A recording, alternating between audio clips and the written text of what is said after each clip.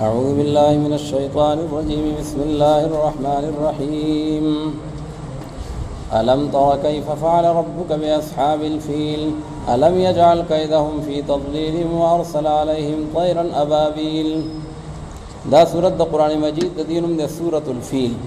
فیل ویلیکی کے عربی کی ہاتیان ہوتا او بدی کم اللہ رب العالمین دا اصحاب الفیل واقعہ اجمالا ذکر کرنے دا چه ابرہا دا دا یمن بادشاہ ہو او دا چکم دے پس صنعا دا یمن کی یو کور جوڑ کڑے ہو چاگے دا بیت اللہ شریف پا مقابلہ کی جوڑ کڑے ہو ودا عبادت خانہ دا او خلق تیوی چیر دا دی دا پارا حجلہ او عبادت لرازی نپاغی باندے قریش دیر زیاد سیخ پاو او خفو چیر دا بیت اللہ دا مقابلہ دا ولے کڑے دا ناغی او صاحبو لگے دو او غلاڑ او پاغی کے اولا نجاست ارتاو کو دا دے دا پارا چیر دے دا بیت اللہ مقابلہ ولے کی ابرحل بدی باندے دیر زیاد غصہ ورغلا او غد ہاتیانو یو فوج آغای تیار کو او پخپل و سرو او خپل فوجانو سردی او پا مکہ مکرمہ باندی پاغی باندی اٹیکو کو نو اللہ رب العالمین دا بیت اللہ شریف و دا مکی مکرمی حفاظت کو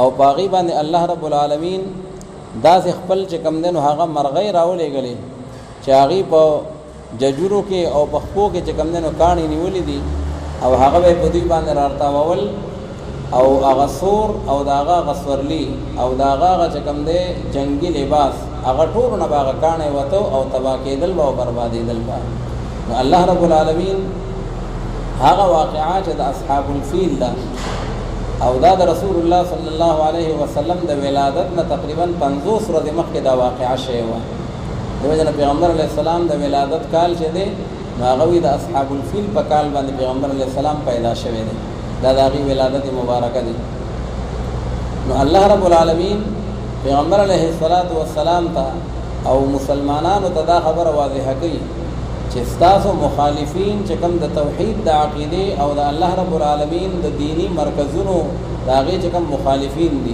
باغی باندے با اللہ رب العالمین بربادی راولی او تاسو با اللہ رب العالمین فتح و کامیابی در گئی نو آغا واقعات چونکہ بدی صورت کے راغلے دا نو صورت تولیکی کی صورت الفیل نو دا مکی صورت دے او دا دے بزمن کی اللہ تعالی دا مکذبینو چسوک توحید رسالت او دا اللہ تعالی احکامات نمانی نداغی دا پارا دا عذاب داغی چکم دینو تذکرہ اغا فرمائی بسم اللہ الرحمن الرحیم علم تر کیف فعل ربک آیات نگوری یعنی تا دا معلوم ندا چسرنگ عمل کرو پروردگارستا بی اصحاب الفیل اغا خاوندانو دا ہاتیانو سرا ابرہاو دا اغا ملگری داغی انجام سشو دا اغا تخویف دنیاوی دے علم یجعل کیدهم فی تضلیل آیا ولی نو گردول اللہ رب العالمین آغا سازش ددوی کیدهم آغا دوی چکم دا بیت اللہ خلاف او دا دینی مرکز خلاف کم سازش تیار کرے ہو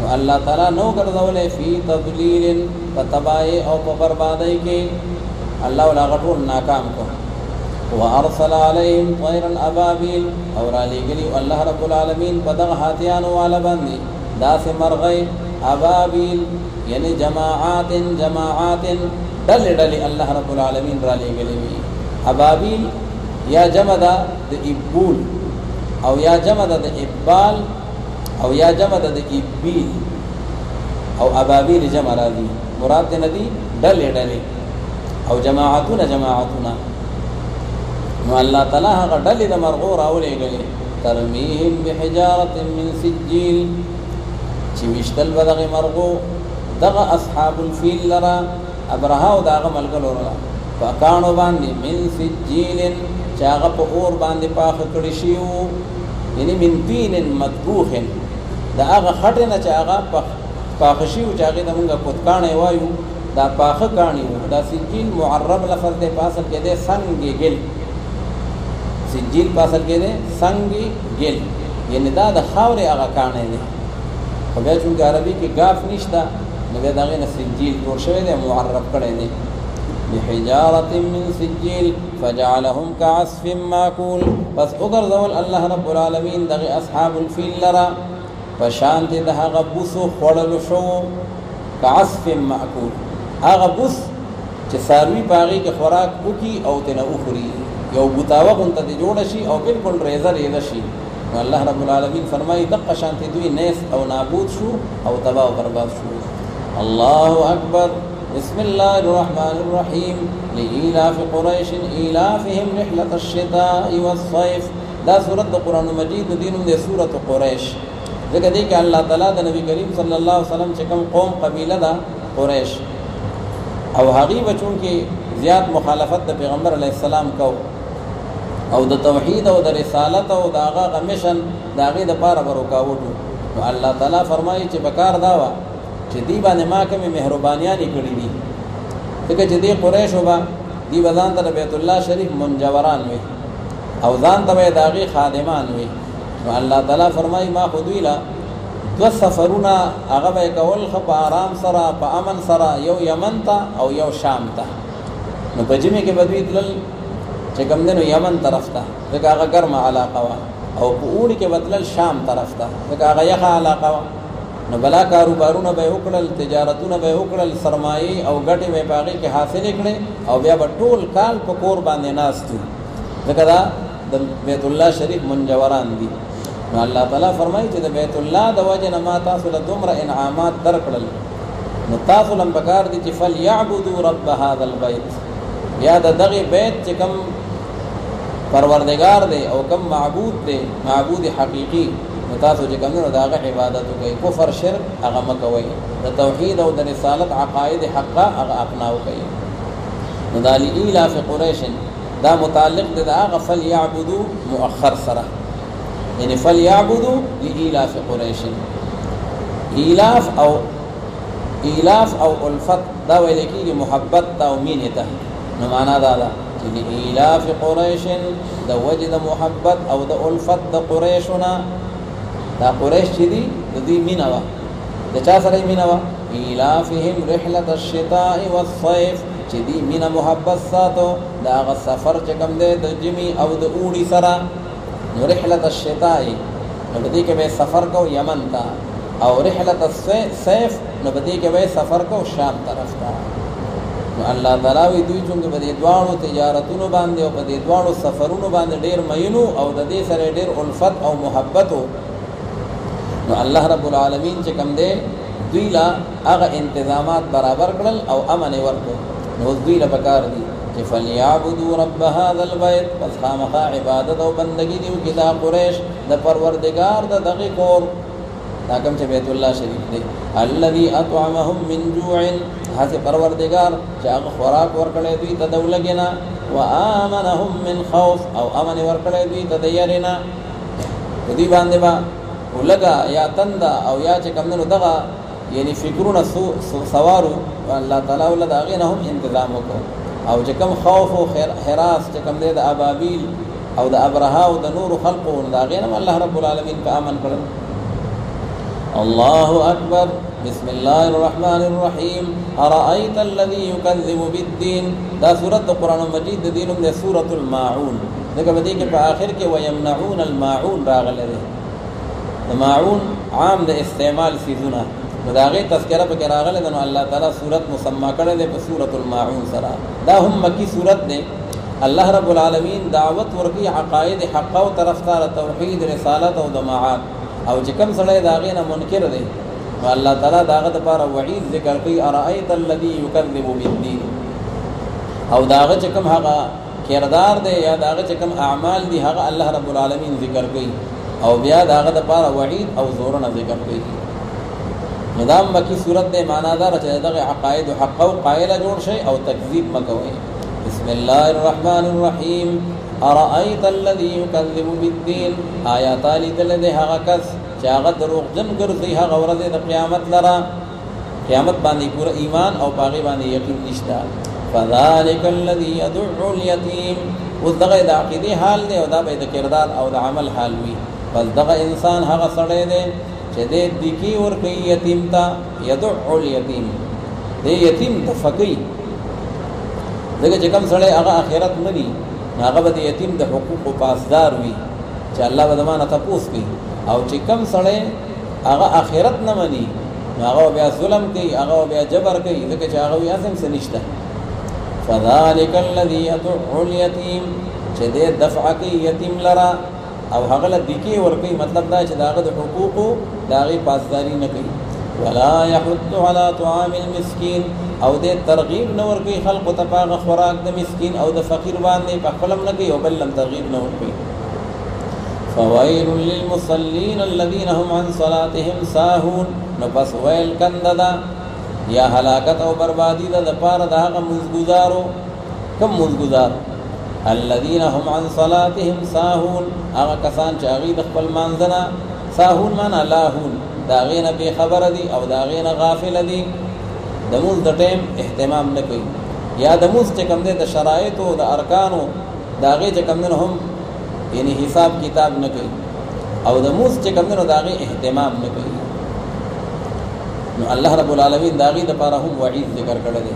مقصد دا چې کوم سړی مکذب دی نو دی بیا په ټولو اعمالو کې پاغي کې نقصان کوي، خواږه هغه بدني اعمال دي او هغه مالی اعمال دي، هغه د یتیم او یا د مسکین سره تعلق لري او هغه د ذات سره د عبادت سره تعلق لري د موس په شکل کې، په دې پاغه ټولو کې کوتاه دي.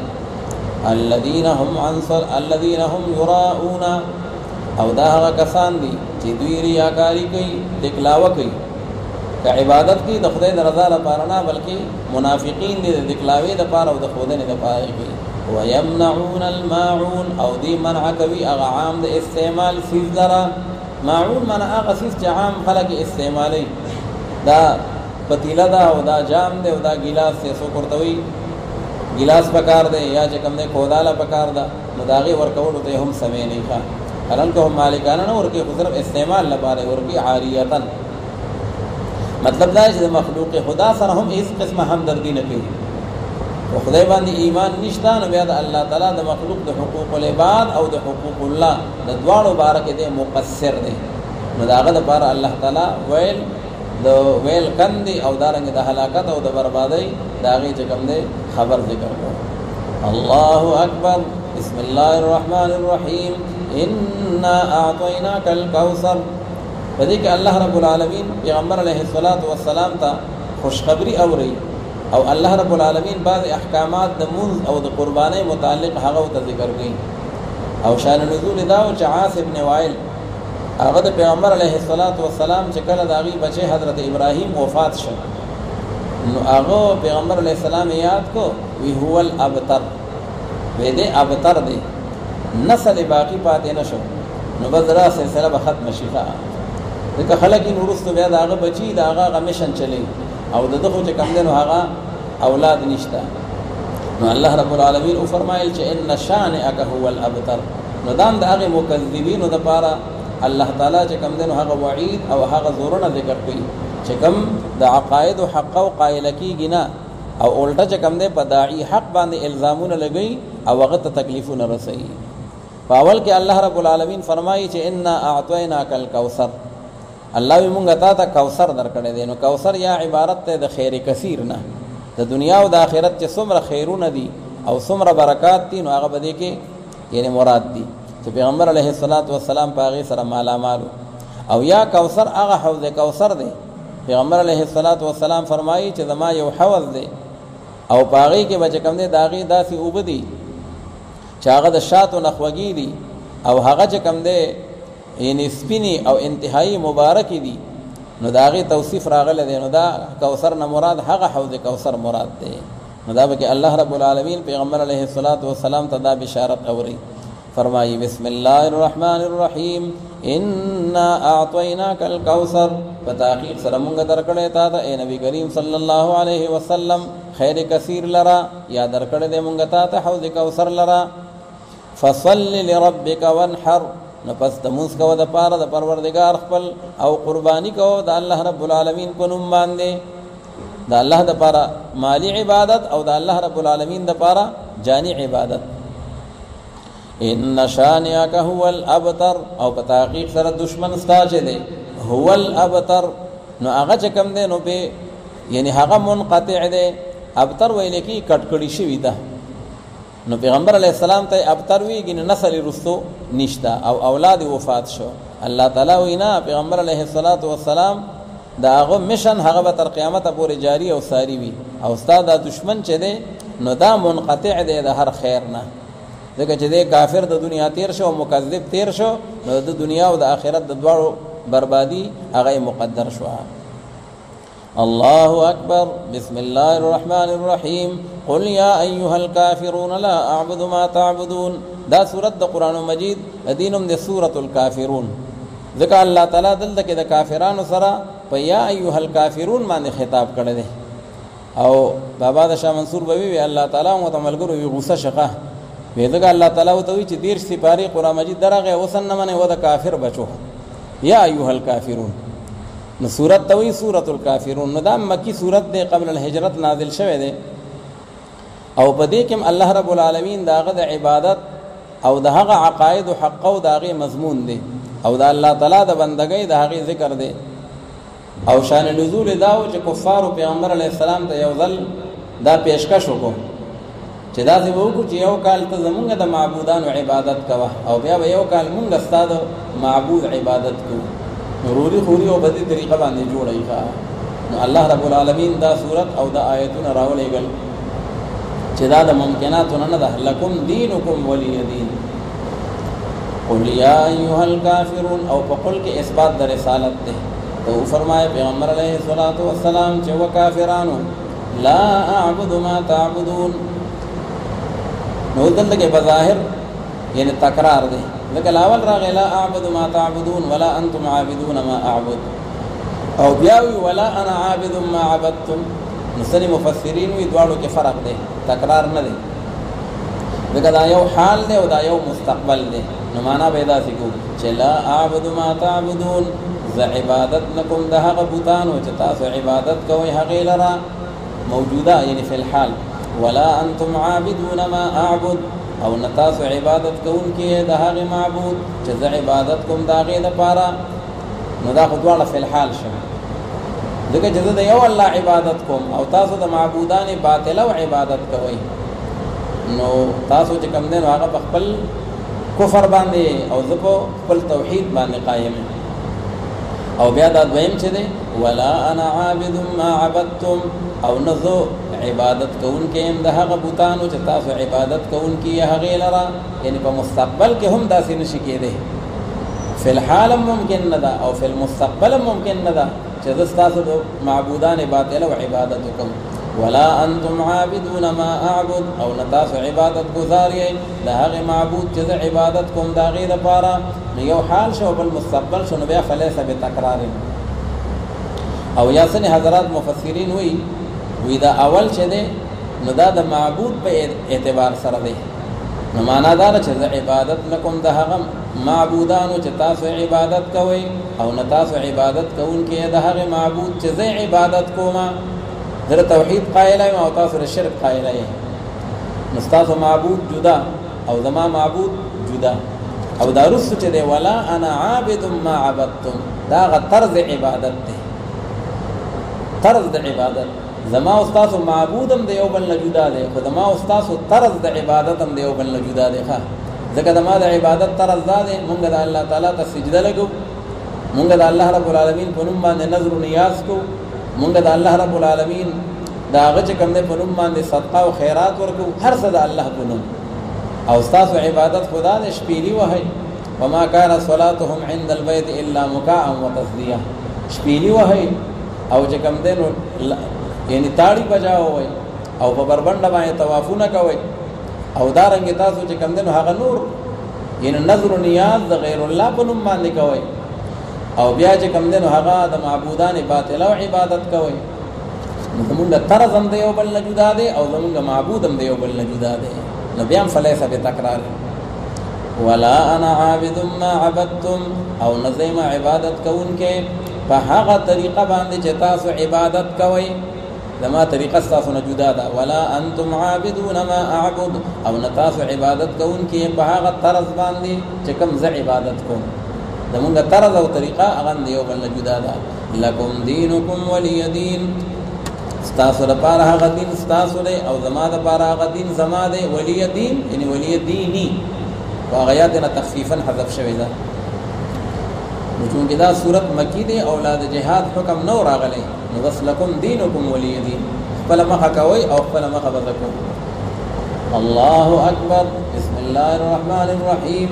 اذا جاء نصر الله والفتح ورأيت الناس يدخلون في دين الله افواجا. دا سورۃ قرآن مجید دینم د سورۃ النصر. ځکه بده کې الله رب العالمین د خپل امداد او د خپل نصرت الهی دا غي دراتلو وعده فرمایلی ده. نو سورۃ ته ویل کېږي سورۃ النصر. او دا سورۃ چې کوم دی نو دا مدنی سورۃ ده.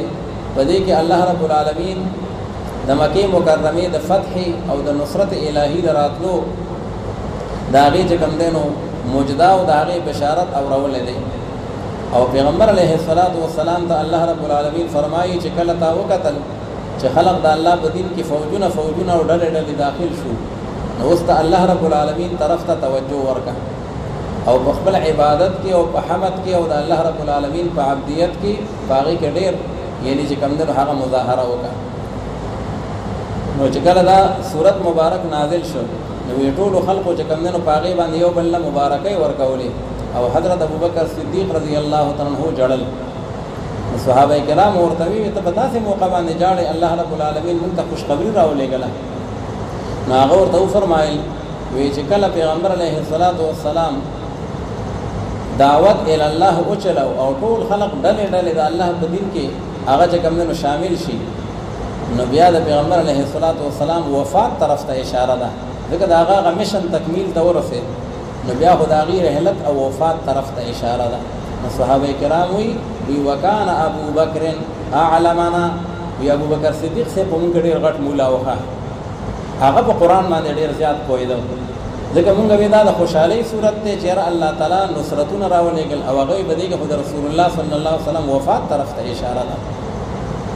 نو الله رب العالمین د دین اسلام او د امت مسلمه داغي لپاره د غلبي او د فتح داغي اعلانات کی او چنانچه د خشنو شو بیا مکه مکرمه فتح شو، بیا نور فتوحات راغلل او اسلام ته الله تعالی په ټول دنیا باندې غلبه او ترقی ورکړه. او چې کله پوری مسلمان وي او ایمان کامل وي د اسلام په دنیا عالی ترین مذهب وي.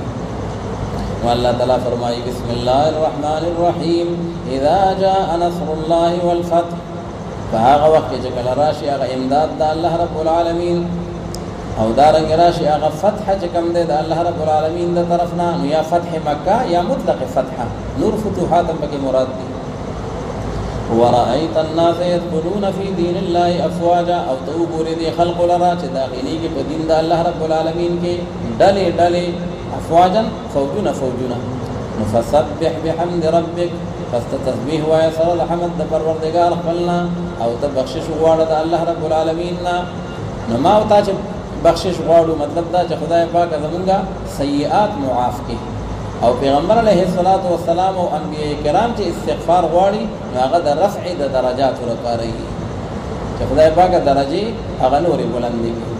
واستغفره او یا خلاف اولا چې کوم راغلي وي اجتهادي خطاګانې.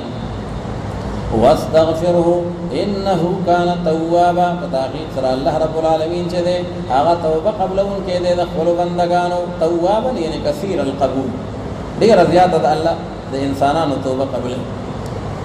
الله اکبر.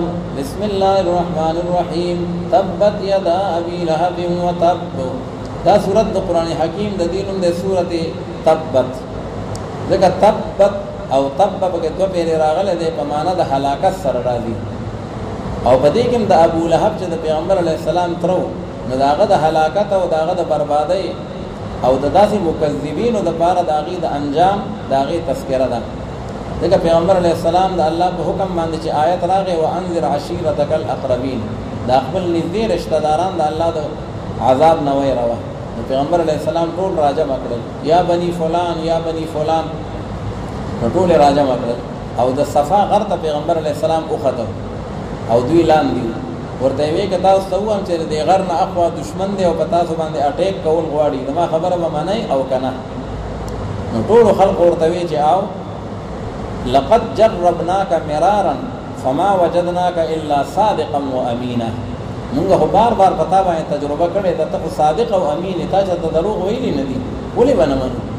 نو پیغمبر علیہ السلام ورته بیا دام او منای چې کچې تاسو ایمان قبول نکو او زما رسالت هم ونه منو نو په تاسو باندې یو عظیم الشان عذاب را روان دی. لهذا ایمان راوړئ او کلمه ووایئ. یا ایها الناس قولوا لا اله الا الله تفلحوا. نو په هغې باندې ابو لهب چې د پیغمبر علیه السلام سکت رو نو دی اول را پاسېد او پیغمبر علیه السلام ته یې ویل تبا لک سائر اليوم الهذا جمعتنا. نعوذ بالله وی خدای ته هلاک کړي وي تا ایله موږ دې خبرې له راغونډ کړي وو.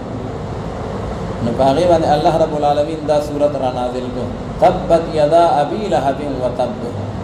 الله تعالی وی دی خو پیغمبر علیه السلام ته هلاکت بد دعاګانې کوي او پکې په خپل هلاک دی او چنانچه هم دغه شانتي وشوه.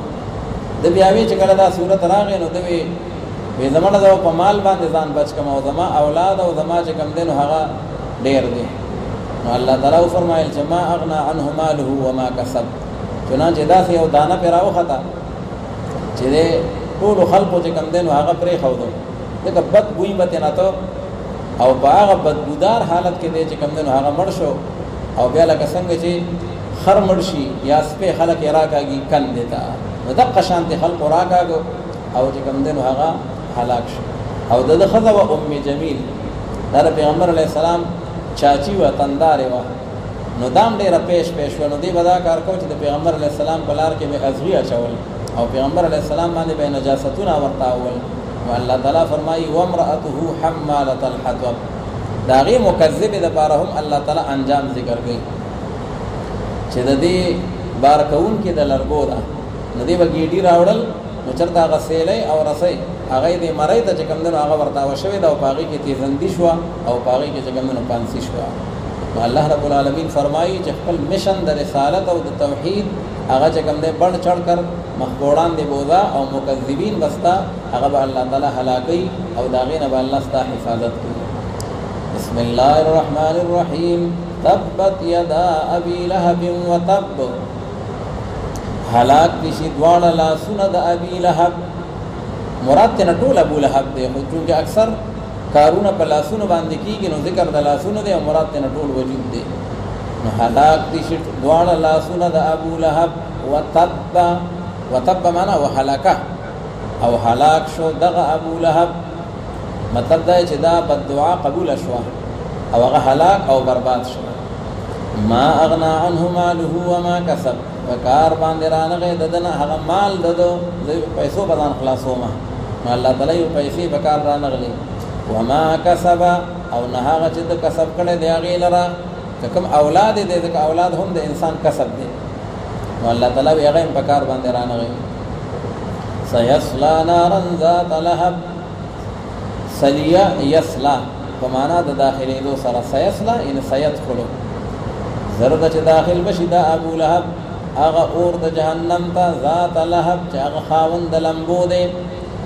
وامرأته او ښځه د ابو لهب چې ده ام جمیل حمالة الحطب یعنې هغه به اور ته داخله شي. دا وامرأته دا عطف دی په هغه ضمیر د یصلا باندې او ضمیر د یصلا ضمیر مرفوعه دی عطف په ضمیر مرفوعه متصله باندې بغیر د تاکید د منفصل نه کېږي. خو چې کله فصل راشي نو بیا جایز وي. نو دې کې فصل راغلی دی نارن مفعول به پکې په منځ کې فاصله واقع شوې ده. وامرأته او داخل بشي اور ته هغه ښځه د ابو لهب حمالة الحطب په دې حال کې چې هغه بار کوونکې د لرګو ده د لرګو ګېډې هغه په سر باندې اخیستی دی. فی جیدها حبل من مسد.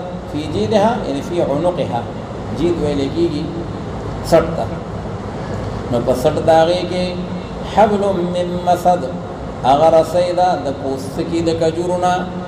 مسد د کجورو چې کوم دی پوستکي نو د کجوري د پوستکي نه د هغې نه یې رسۍ جوړه کړې وه او په هغې کې دا خپل پڼ او دا خپل ګېډۍ راخیستی وو او هغه یې مرۍ ته ورپرېوته او په هغې کې دا تیزندي شوه او پانسي شوه په هغې کې. او یا د آخرت په اعتبار سره الله رب العالمین فرمایي دا خو د دنیا سزا شوه. فی جیدها د دې په سټ کې حبل من مسد هغه رسۍ ده چې کومه رسۍ هغه د اور د جهنم ده. من مسد چې کوم پړی د جهنم د اور نه جوړ دی نو هغه به د دې په مرۍ کې اچولی کېږي.